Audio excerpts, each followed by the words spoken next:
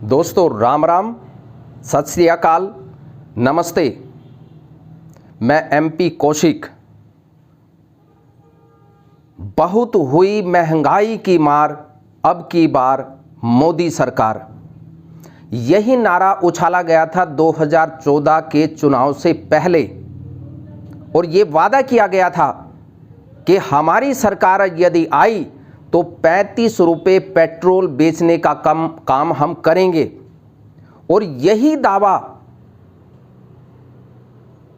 उस टाइम के योग गुरु और अब लाला रामदेव, जो एक बहुत बड़ा कारोबार स्थापित कर चुके हैं, उन्होंने भी ये दावा किया था कि 35 रुपये लीटर अगर आपको पेट्रोल चाहिए तो नरेंद्र मोदी को सत्ता में लेकर के आइए, बीजेपी को सत्ता में लेकर के आइए। और इसी बात को मद्देनजर रखते हुए देश की जनता ने इनको वोट दिया और सत्ता पर काबिज किया। न केवल काबिज किया बल्कि पूर्ण बहुमत के साथ। लेकिन इन्होंने किया क्या? जनता के साथ जिस प्रकार इन्होंने मारधाड़ मचाई है उसे किसी भी सूरत में जायज नहीं ठहराया जा सकता। आखिर देशभक्ति के नाम पर कब तक लूट मचाते रहोगे? जो मध्यम तबके का व्यक्ति है या गरीब व्यक्ति है वो सरवाइव करे भी तो कैसे? आज गैस सिलेंडर 800 रुपये, 800 से ज़्यादा यानी 804 रुपये गैस सिलेंडर है घरेलू।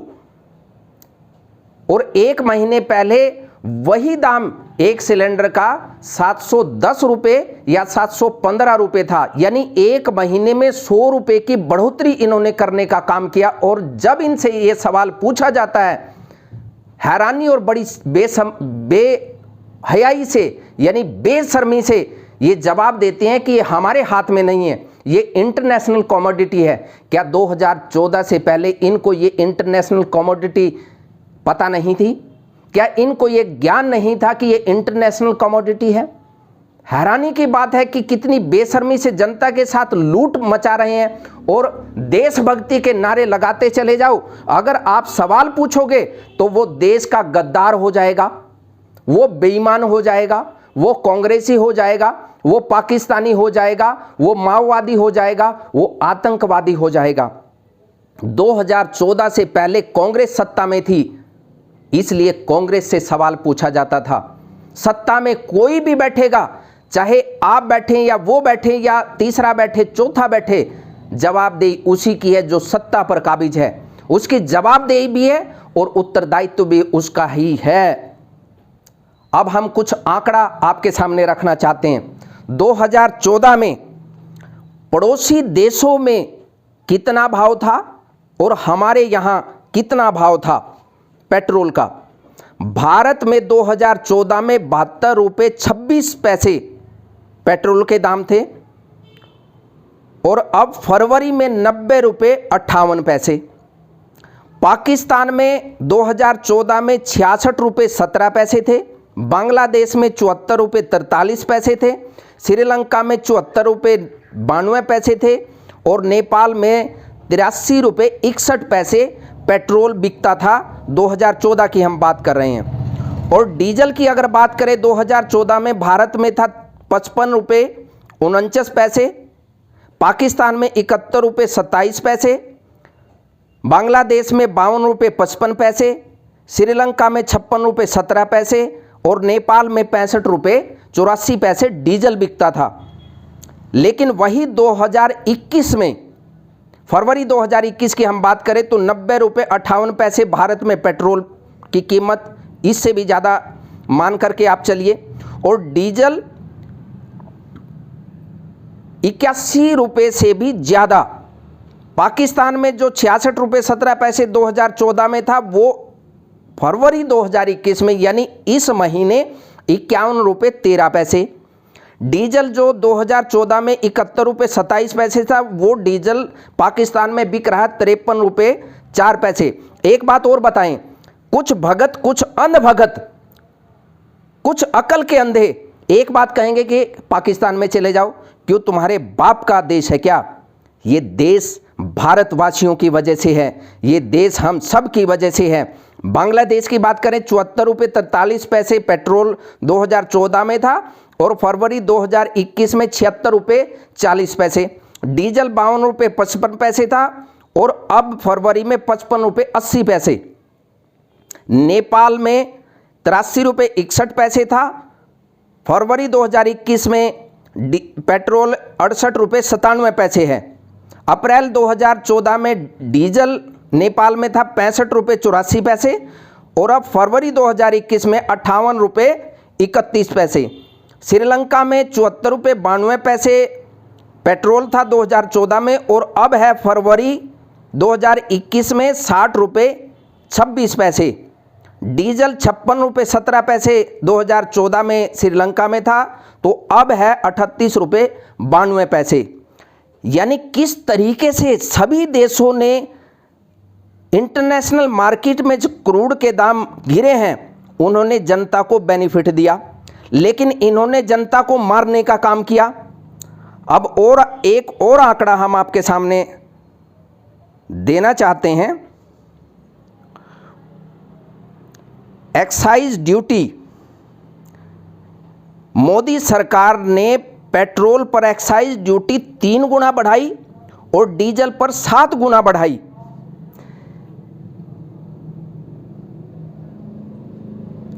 पहले पेट्रोल डीजल का बेस प्राइस ज्यादा था और टैक्स कम था, अब बेस प्राइस कम है और टैक्स ज्यादा है। यानी 2014 में पेट्रोल का जो बेस प्राइस था वो 47 रुपये 13 पैसे था और अब जो बेस प्राइस है पेट्रोल का 32 रुपये 10 पैसे है। डीजल का बेस प्राइस 44 रुपये 45 पैसे था, अब फरवरी में जो बेस प्राइस डीजल का है वो 33 रुपये 71 पैसे है। केंद्र का टैक्स पहले 10 रुपये 38 पैसे पेट्रोल पर लगता था, जो कि सीधे बढ़कर 32 रुपये 90 पैसे टैक्स बढ़ा दिया पेट्रोल के ऊपर मोदी सरकार ने। डीजल पर पहले टैक्स लगता था 4 रुपये 52 पैसे, 4 रुपये 52 पैसे से सीधे बढ़ा करके 7 गुना कर दिया 31 रुपये 80 पैसे। डीलर कमीशन पहले 2 रुपये मिलता था पेट्रोल पर, अब डीलर को मिलता है 3 रुपये 68 पैसे। डीजल पर जो डीलर को कमीशन मिलता था पहले 1 रुपये 19 पैसे 2014 में, अब फरवरी 2021 में मिलता है 2 रुपये 51 पैसे। राज्य का टैक्स, पहले राज्यों को टैक्स जो जाता था वो 11 रुपये 90 पैसे, अब राज्यों का टैक्स है 20 रुपये 61 पैसे पेट्रोल पर। और डीजल पर 6 रुपये 55 पैसे 2014 में टैक्स जाता था डीजल पर, अब 11 रुपये 68 पैसे। यानी कुल कीमत 71 रुपये 41 पैसे 2014 में पेट्रोल की थी और अब लगभग 90 रुपये क्रॉस कर चुका है। डीजल 56 रुपये 17 पैसे था और अब 80 रुपये क्रॉस कर चुका है। यानी 13 बार एक्साइज ड्यूटी मोदी सरकार ने बढ़ाई है। हैरानी की बात है कि जो सरकार लोगों को राहत देने का वादा करके आई थी उसने लोगों को मारने का काम किया। 13 बार एक्साइज ड्यूटी बढ़ाई, यानी आपदा में अवसर को तलाशने का मौका इन्होंने कभी जाने नहीं दिया। आखिरी बार 2020 में एक्साइज ड्यूटी बढ़ी थी, इस वक्त 1 लीटर पेट्रोल पर 32 रुपये 98 पैसे और डीजल पर 31 रुपये 83 पैसे एक्साइज ड्यूटी मोदी सरकार लेती है।